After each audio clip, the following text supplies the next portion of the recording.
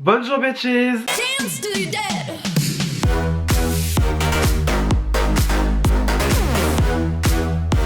Alors aujourd'hui les gars, on se retrouve pour une nouvelle vidéo où on va tester la palette Joey de la collection numéro 3 Friends X Revolution. Donc du coup, je pense que vous avez déjà suivi avec toutes les vidéos que j'ai déjà fait avec cette collection. On est déjà à la troisième collection et je me demande si c'est encore pas la dernière parce qu'ils sont capables d'exploiter le truc au max et ils ont absolument raison. Du coup dans cette collection on a eu donc trois nouvelles petites palettes donc du coup qui reprennent les personnages masculins de la série, donc du coup Joey, Chandler et Ross. Moi personnellement j'ai pris que Joey parce que en fait celle de Ross elle était carrément ennuyante à mourir et en plus celle de Chandler elle était sympa. Mais je sais pas, il y a pas eu ce truc. Alors que bon, Joey, bon, alors déjà je suis biaisé parce que Joey je l'aime trop, c'est l'un des meilleurs personnages de la série concrètement. Puis en plus l'harmonie est quand même pas mal en termes de couleurs, voilà. Ensuite dans la collection on avait eu des sprays fixants, on avait eu des masques, non des masques, oui on avait eu des masques. On avait eu des masques, enfin bref on a eu plein de trucs supplémentaires histoire de bien continuer à forcer sur la collection Friends. Mais donc du coup moi j'ai choisi de prendre uniquement la palette Joey. Aussi j'ai une autre palette, du coup c'est la I'll Be There For You si je me trompe pas. We Were On A Break, je sais plus, enfin bon bref, c'est une Forever Flawless et c'est encore sur le thème de Friends. Je vous ferai ça dans une autre vidéo, mais pour l'instant aujourd'hui on se retrouve donc du coup pour la palette de Joey. Alors donc du coup donc c'est une palette de 9 phares, voilà, c'est vraiment un format simple, classique. Moi j'ai déjà la Phoebe, j'ai déjà la Monica dans cette collection là, je les ai déjà testé sur la chaîne, je vous mets les liens juste ici. Mais du coup celle-là elle est carrément hyper colorée comparée aux autres qu'on a pu voir précédemment. Je veux dire la Monica elle était quand même assez neutre avec bon du rouge certes, mais celle de Phoebe bon elle était un petit peu ennuyante on va dire, enfin elle est bien mais bon voilà, c'était pas la plus folle non plus. La Joey donc se présente comme cela, donc du coup 9 phares, on a un miroir en plus, la palette elle est petite comme ça, elle est vert d'eau machin, après on a le fauteuil du coup de Joey tout simplement. Moi je trouve quand même que c'est assez fidèle, même le nom des teintes, voilà, même le nom des teintes on comprend les références à Friends. Sur ce on va directement commencer donc par la base. Moi j'ai la base de chez Révolution.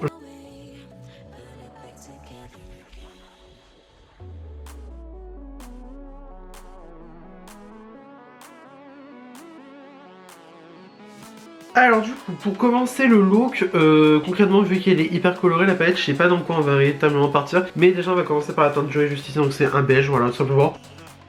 Après en vrai le miroir de la palette il est quand même assez pratique, enfin je veux dire on arrive à voir assez bien dedans, moi perso j'ai pas de problème. Mais bon moi voilà, j'ai ramené en plus en l'occurrence le miroir Friends, donc je vais quand même plus utiliser le Friends qu'autre chose. Bon alors là du coup c'est un beige, en général les beiges c'est pas bien compliqué à faire, donc bon sur ce point là bon j'ai pas grand chose à dire véritablement. Ça va, il y a un petit peu de dépoudrage dans la palette, mais bon moi comme je le dis à chaque fois ça me dérange pas plus que ça, donc voilà. Ensuite on va partir dans la teinte Marie Angela juste ici et je viens déposer ça dans le creux de paupière. Alors, c'est très bien pigmenté, voilà, concrètement, il n'y a rien à dire dessus. Il y a quelques chutes dans la palette, mais comme je vous l'ai dit, moi personnellement, ça me dérange pas plus que ça. Alors, j'ai pris un A12 de chez Spectrum parce que j'ai plus aucun 231 de propre. Donc bon, ça va, j'aime bien, mais enfin, je sais pas, je le trouve quand même assez petit comme pinceau.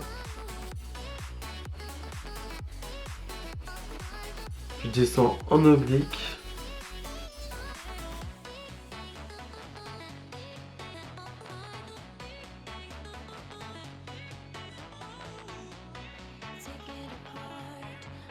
Bon alors par contre je pense que c'est le pinceau qui fait ça, mais j'ai l'impression de ne pas avoir de contrôle sur le phare, mais sinon bon ça va. Écoutez, le phare est assez joli, voilà, il y a une bonne pigmentation, rien à dire, il se travaille quand même vachement bien. Mais bon après c'est comme j'aime bien dire, c'est un rouge, un rose, enfin c'est un rouge rose un peu. Ces teintes là quand même, ça reste des teintes assez faciles à fabriquer maintenant quoi. Enfin à fabriquer, à formuler. Ensuite avec un B11 toujours de chez Spectrum, je vais venir prendre la teinte Trifle juste ici. Trifle. Je me suis donné là pour l'accent. Alors la teinte est extrêmement poudreuse dans la palette et en plus ça n'a pas l'air d'en prendre beaucoup sur le pinceau. Donc bon on va bien voir ce que ça donne. Non si ça va, en vrai ça va, c'est correct. Bah ma foi c'est un joli mélange de couleurs, c'est sympathique. On en pense quoi? On aime bien là. Donc voilà, après, donc comme je l'ai dit, il y a de la chute dans la palette. Mais bon, c'est pas dérangeant non plus. Et en plus, on a une bonne pigmentation. Donc bon, moi je dis que c'est quand même gage d'un minimum de qualité quoi. En tout cas, très très joli. Ça fait vraiment très estival ces couleurs, j'aime bien.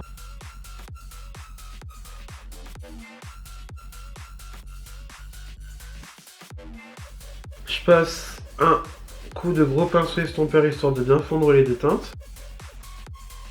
Alors par contre, autant sur l'œil droit ça va, ça se fond bien, mais ici il y a une sorte de petite démarcation. Je sais pas si vous arriverez à voir. Donc bon, c'est pas ouf non plus. Mais sinon les teintes se font bien entre elles, ça fait un joli rendu moi je trouve. Mais après bon voilà, c'est comme je l'avais dit dans les vidéos où je testais les palettes Phoebe et Monica il me semble. C'est vraiment pas ma formule préférée de chez Révolution, cette formule dans les fards comme ça en fait. Moi je préfère vraiment les palettes Forever Flawless parce que c'est celles qui se travaillent le mieux, celles qui sont le plus intenses on va dire aussi. Et là, bon...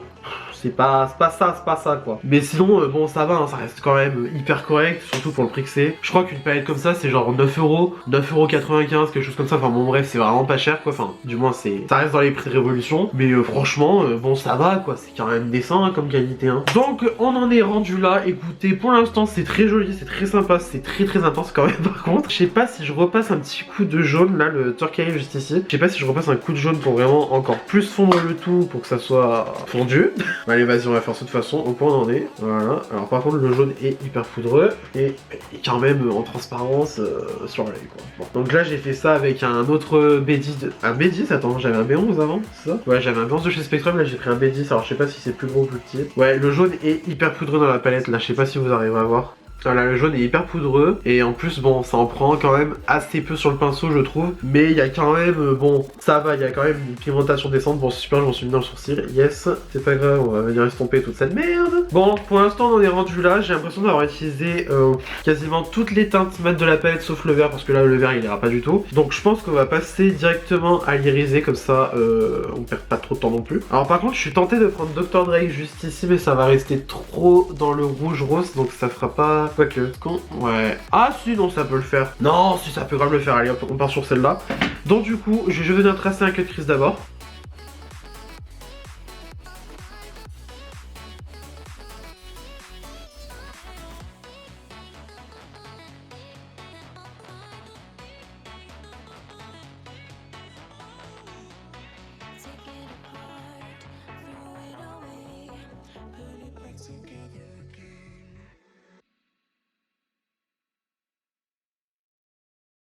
Ensuite, après avoir fait mes cut crease avec un pinceau qui n'allait pas du tout pour faire des cut crease, je vais venir prendre un pinceau plat. Alors attends. Je vais donc venir prendre un pinceau plat et prendre la teinte Dr Drake juste ici. Alors j'espère que la teinte n'est pas trop poudreuse non plus. Ah par contre elle a du mal à se prélever sur le pinceau.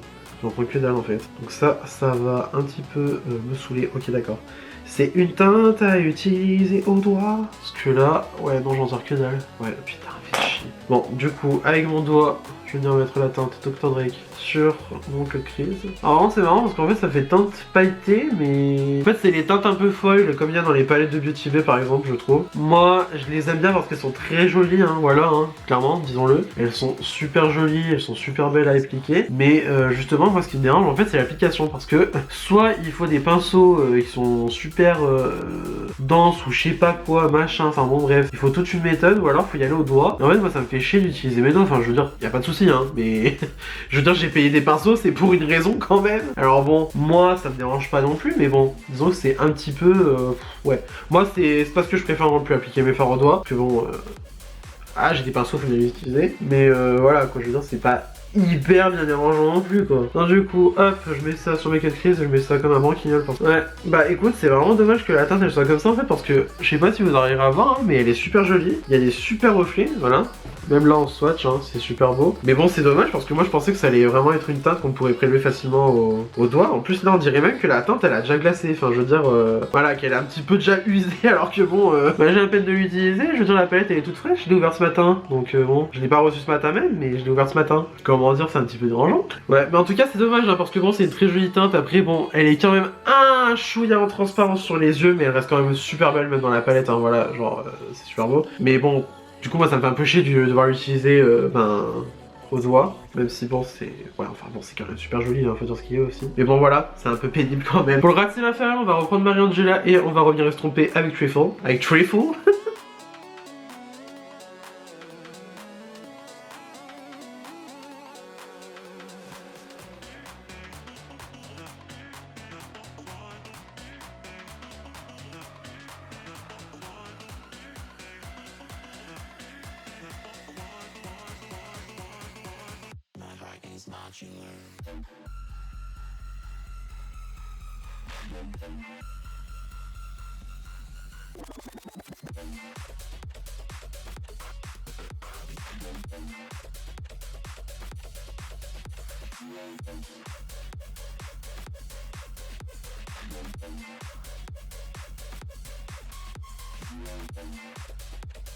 Ensuite, avec un 230 de chez Zoeva, je viens prendre la teinte Nap Partner juste ici pour venir mettre en coin interne. Alors tu vas pas me dire que la teinte elle est aussi comme...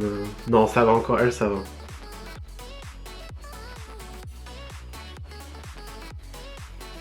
Du coup, notre make-up des yeux est terminé. Je viens passer au mascara. Donc du coup, c'est le Size Up de Sephora que j'avais eu dans mon calendrier de l'avant, parce que du coup, j'avais le calendrier de l'avant Sephora cette année. Personnellement, ça va, je l'aime bien. Je trouve que la formule n'a rien de bien fou non plus. Attends, faut que je me encore les cils.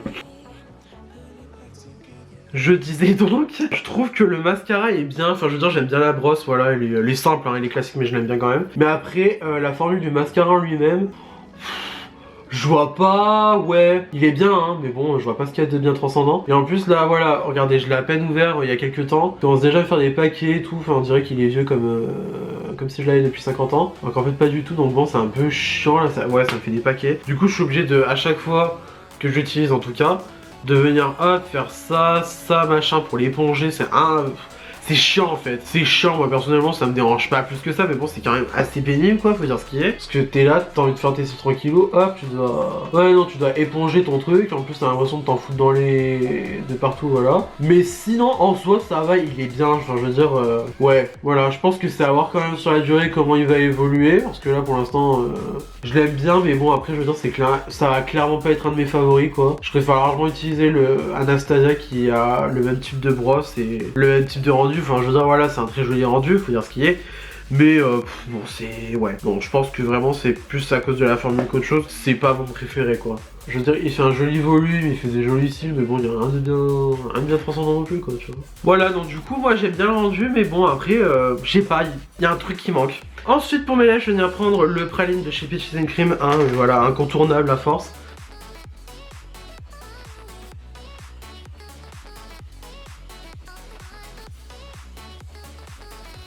Et ensuite je vais du coup utiliser un gloss de chez Sephora Collection. Du coup c'est le gloss vinyle en teinte Endless Rose. Donc du coup c'est une laque à lèvres couleur intense, mais bon c'est un gloss pigmenté, c'est tout, hein, pas juste transparent on va dire. Et du coup je l'avais reçu dans le colis presse que Sephora m'avait envoyé quand j'avais participé aux journées presse de Sephora, voilà. Et en fait il était pas sorti au moment où je l'avais reçu, donc je sais pas si j'avais le droit de le montrer. Au final il est sorti je crois au début du mois, donc du coup au début du mois de mai si je me trompe pas. Donc moi je l'avais déjà depuis avril. Bon voilà, hein. Alors du coup moi je peux déjà vous dire que il est très bien, voilà. Par contre la couleur, l'école est rose et j'ai un crayon hyper neutre, au moins ça fait années 90 hein, j'ai envie de dire. Et du coup voilà, donc, il est quand même super intense.